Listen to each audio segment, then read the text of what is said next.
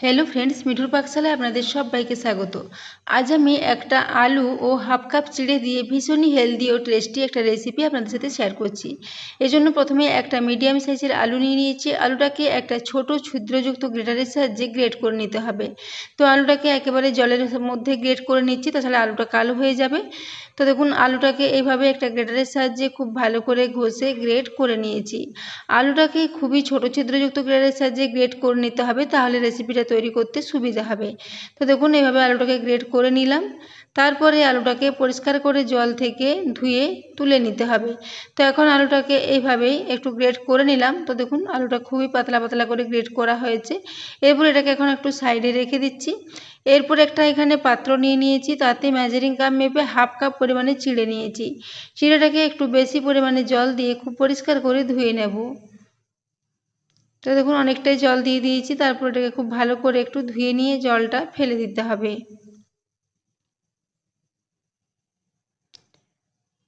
তো পুরো চিড়ের জলটা ফেলে দিয়েছি। এরপর চিড়েটাকে এইভাবেই একটু রেখে দিতে হবে, যাতে চিড়েটা খুব ভালো মতো ভিজে যায়। সেজন্য 5 মিনিটের জন্য এটাকে ঢাকা দিয়ে রেস্টে রেখে দিচ্ছি। 5 মিনিট পর ঢাকাটা খুলে নিলাম। এরপর চিড়েটাকে দেখে নিচ্ছি। তো দেখুন, চিড়েটা খুব ভালো মতো ভিজে গেছে। এরপর এই চিড়েটার সাথে ওই যে আগে থেকে আলুটা গ্রেট করে রেখেছিলাম, সেই আলুটা জল থেকে খুব ভালো করে নিংড়ে তুলে নিতে হবে। আলুটার সাথে যাতে একদমই জল না থাকে সেরকমভাবে এটাকে টিপে জলটাকে বার করে নিতে হবে। তো এইভাবে পুরো আলুটাকে এই চিড়ের সাথে দিয়ে দিচ্ছি। তো বন্ধুরা, আজকের এই রেসিপিটা যদি ভালো লেগে থাকে তাহলে অবশ্যই বন্ধুদের সাথে একটু শেয়ার করে দেবেন, এবং রেসিপি ভালো লাগলে একটা লাইক করতে ভুলবেন না। তো দেখুন, এরপর দুটো কাঁচা লঙ্কা টুকরো করে কেটে রেখেছিলাম, সেটা দিয়ে দিলাম। ওই সাথেই দিয়ে দিলাম স্বাদ মতো একটু লবণ। এরপর এখানে দিয়ে দিচ্ছি বাইন্ডিংয়ের জন্য 2 টেবিল চামচ পরিমাণে বেসন। বেসন দিলে এটার মধ্যে খুব ভালো বাইন্ডিং আসবে এবং এর টেস্টটাও ভালো হবে। তো 2 টেবিল চামচ পরিমাণে বেসন দিয়ে দিয়েছি। আর এখানে কোনো মশলা এখন ব্যবহার করছি না, শুধুমাত্র লবণ ও কাঁচা লঙ্কা দিয়ে এটাকে ভালো করে মেখে নিচ্ছি। তো আলুর মধ্যে যতটুকু সামান্য জল ছিল সেই জল দিয়ে, এবং চিড়েটাও কিছুটা ভিজে আছে, তা দিয়ে এটা খুব ভালো মতো বাইন্ডিং চলে আসবে এবং খুব ভালো একটা নরম ডো মতো রেডি হয়ে যাবে। সেই জন্য এটাকে ক্রমাগত নাড়াচাড়া করে হাতে করে খুব ভালো করে মেখে নেব। চিড়েটা যেহেতু অনেকটাই গোটা গোটা আছে, সেজন্য এটাকে হাতে করে এইভাবে বারবার ঠেসে ঠেসে একটু মেখে নিতে হবে, তাহলে এটা বেশ নরম ডো মতো রেডি হয়ে যাবে। তো বন্ধুরা, আজকের রেসিপিটা আপনারা সকালে ব্রেকফাস্টে বা বাচ্চাদের স্কুলের টিফিনে বা বিকেলের দিকেও স্ন্যাক্স হিসেবে বানিয়ে নিতে পারেন। ভীষণই হেলদি, ভীষণই টেস্টি, খুবই চটজলদি এটা রেডিও হয়ে যায়। তো দেখুন, এটাকে আমি হাতে করে ক্রমাগত নাড়াচাড়া করতে করতে খুব ভালো একটা নরম ডো মতো রেডি করে নিয়েছি। ডোটা এখন খুব ভালো মতো রেডি হয়ে গেছে। এরপর হাতটা পরিষ্কার করে ধুয়ে নেব। হাতটা ধুয়ে নেওয়ার পর এখানে একটা ছিদ্রযুক্ত থালা নিয়েছি, তাতে একটু তেল মাখিয়ে নিচ্ছি। থালাটাতে খুব ভালো করে তেলটা মাখিয়ে নিতে হবে। তো তেল মাখানোর পর থালাটাকে সাইডে রেখে দিচ্ছি। এরপর ওই যে ডোটা রেডি করে রেখেছি, সেই ডো থেকে খুবই অল্প পরিমাণে এভাবে একটু মিশ্রণ নেব, আর হাতের সাহায্যে এইভাবে গোল গোল করে এগুলোকে একটু রেডি করে নেব। ছোট ছোট টিকিয়ার আকারে এগুলোকে এভাবে রেডি করে নিতে হবে।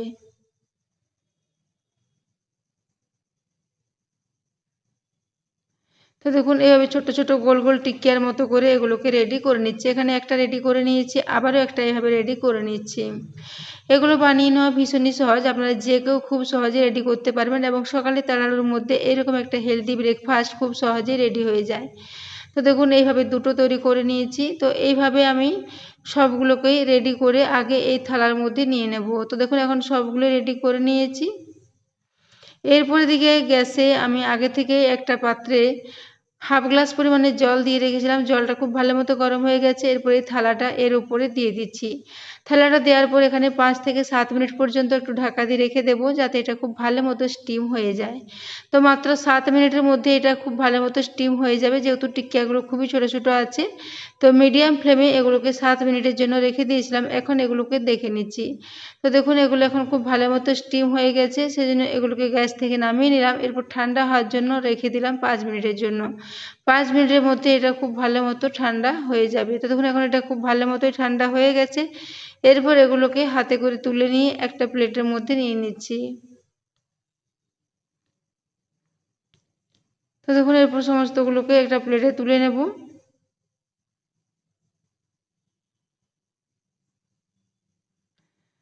তো একে একে সবগুলোকে এই প্লেটের মধ্যে তুলে নিচ্ছি।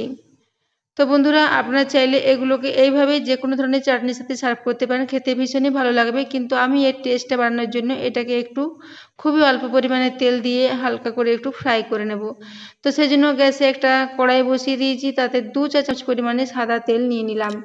তেলটা যখন একটু গরম হয়ে আসবে তখন এখানে ফোড়নে দিয়ে দিচ্ছি 1/2 চা চামচ পরিমাণে গোটা জিরে ও ওই সাথে 1/4 টিস্পুন পরিমাণে একটু কালো সর্ষে। এরপর সর্ষে ও জিরেটা একটু ভাজা ভাজা হয়ে গেলে এর সাথে দিয়ে দিচ্ছি 1/2 টিস্পুন পরিমাণে কসুরি মেথি।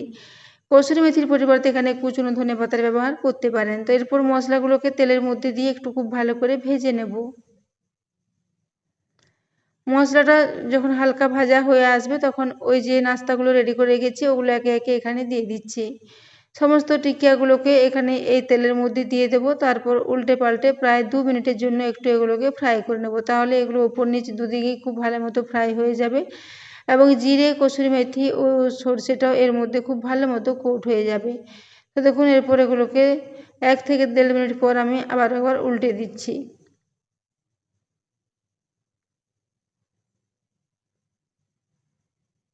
তো দেখুন সবগুলোই একে একে হাতার সাহায্যে উল্টে নিচ্ছি। এইভাবেই দুদিকটাই 2 মিনিটের জন্য একটু উল্টে পাল্টে ভেজে নেব। দেখুন নিচের দিকটা হালকা একটা কালারও চলে এসেছে। এইভাবে এগুলোকে 2 মিনিটের জন্য একটু উল্টে পাল্টে ফ্রাই করে নেব, তারপর এগুলোকে সার্ভ করে দেব। তো বন্ধুরা আজকের রেসিপিটা যদি ভালো লেগে থাকে তাহলে অবশ্যই চ্যানেলটি সাবস্ক্রাইব করে আমার পাশে থাকবেন এবং পাশে থাকা বেল আইকনটি অবশ্যই প্রেস করে রাখবেন, তাহলে আমি যে কোনো নোটিফিকেশানে ছাড়ি না কেন তো সবার আগে আপনার কাছে পৌঁছে যাবে। তো দেখুন এরপর আমি সমস্ত টিক্কাগুলোকে একটা প্লেটের মধ্যে নিয়ে নিলাম। এরপর এগুলো আমি বাড়তে থাকা টমেটো সসের সাথে সার্ভ করেছি। আপনারা চাইলে এগুলোকে যে কোনো ধরনের চাটনির সাথে সার্ভ করতে পারেন। তো দেখুন এগুলো ভীষণ নরম ও স্পঞ্জি মতো রেডি হয়েছিল। বেকিং পাউডার বা বেকিং সোডা ছাড়াই এগুলো ভীষণই নরম ও জালিদার মতো রেডি হয়ে যাবে। তো দেখুন এরপর এগুলোকে টমেটো সসের সাথে সার্ভ করে দিয়েছি। তো বন্ধুরা আজকের রেসিপিটা এতক্ষণ পর্যন্ত দেখার জন্য আপনাদের অশেষ ধন্যবাদ। তো দেখুন এরপর একটা আপনাদের কেটে দেখিয়ে দিলাম। খুবই নরম, খুবই স্পঞ্জি, খুবই হেলদি একটা রেসিপি। অবশ্যই রেসিপিটা বাড়িতে ট্রাই করবেন এবং কেমন লেগেছে কমেন্ট করে জানাতে ভুলবেন না।